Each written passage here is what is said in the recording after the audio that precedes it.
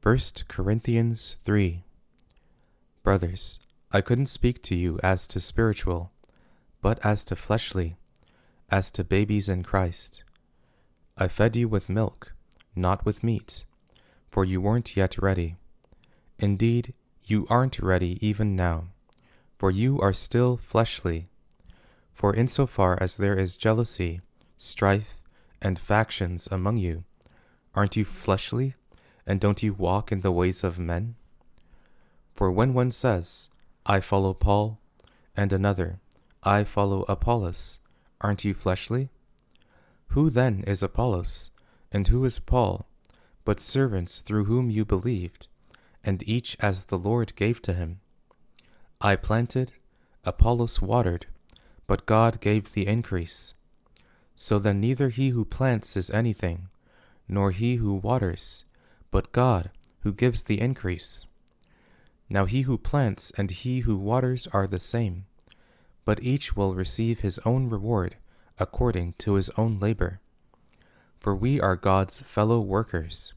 You are God's farming, God's building. According to the grace of God which was given to me, as a wise master builder, I laid a foundation, and another builds on it. But let each man be careful how he builds on it.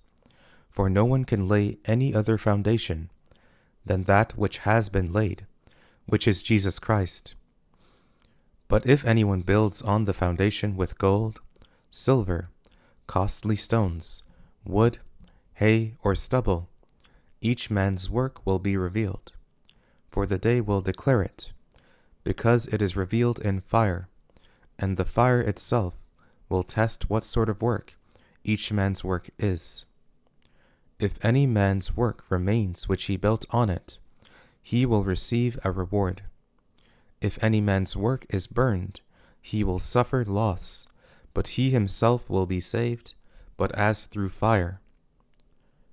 Don't you know that you are a temple of God, and that God's Spirit lives in you? If anyone destroys God's temple, God will destroy him. For God's temple is holy, which you are. Let no one deceive himself. If anyone thinks that he is wise among you in this world, let him become a fool, that he may become wise.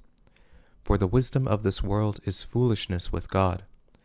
For it is written, He has taken the wise in their craftiness. And again, the Lord knows the reasoning of the wise, that it is worthless. Therefore let no one boast in men, for all things are yours, whether Paul, or Apollos, or Cephas, or the world, or life, or death, or things present, or things to come. All are yours, and you are Christ's, and Christ is God's.